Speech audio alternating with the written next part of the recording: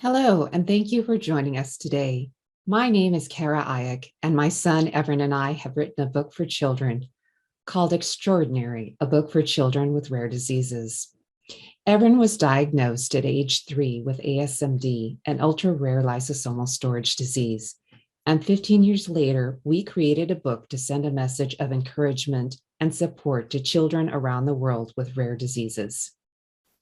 Today's brief presentation is for parents and caregivers.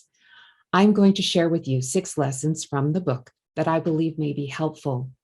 Please note that the content of this presentation is based on my own opinions and experiences as a parent, and that I'm not a healthcare professional. The first lesson is to teach your child about his or her unique identity.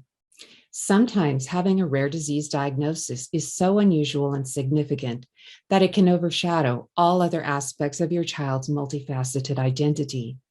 Remember, there is no one else in the world who is exactly like your child, and he or she is one of a kind.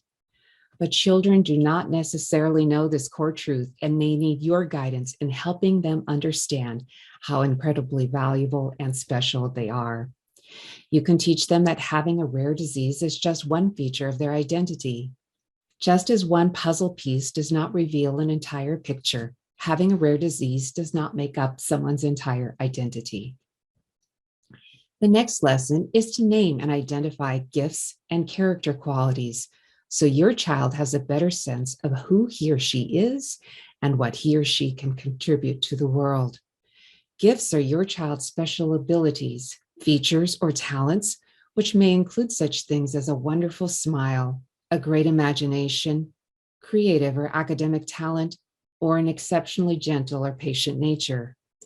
Character qualities such as empathy and honesty may be an inherent part of your child's personality, and they can also be taught and learned.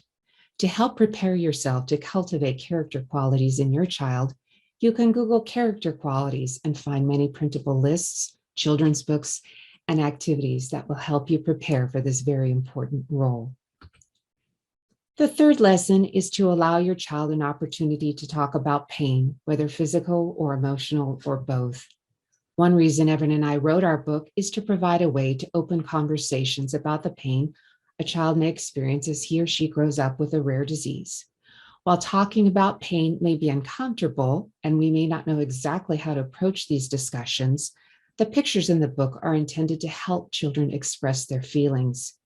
You can honor your children's feelings by listening to them without interrupting, and possibly working with a mental health care professional or other specialists to help your child process what they see, hear, feel, and experience while growing up with a rare disease. Lesson 4 is to consider the value of pets.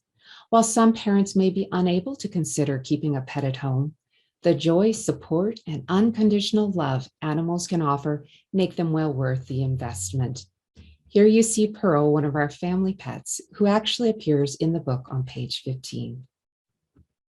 The fifth lesson is to seek out a family support organization specific to your child's rare disease, and even more than one if possible. While Evan was growing up, I found valuable support and information from more than one agency. For example, our family support organization is the National Niemann-Pick Disease Foundation.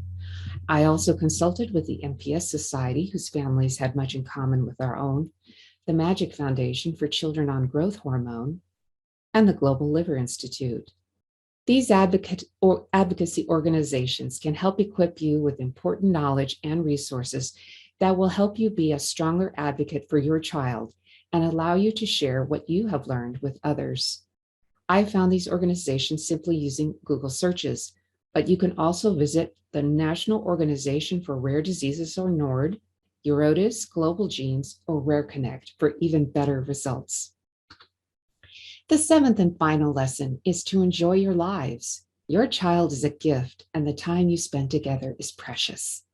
Sometimes navigating life with a rare disease diagnosis can be overwhelming for both you and your child. But do not allow yourself or your child to become so overfocused on the rare disease diagnosis and all that it entails that you forget to seek out every possible opportunity to build memories together and to treasure the life you have been given. Find ways to live your very best lives and find the courage to have adventures, however small they may be. The dedication to our book reads in part, "We are a family." When you and your child are members of the rare disease community, you will discover that you are part of an international community of very extraordinary people. Thank you for joining me today, and I hope this brief presentation has been helpful. If you'd like to drop us a line, Erin and I can be reached at the email below. From our hearts to yours, Erin and I wish you a fantastic journey together as a family.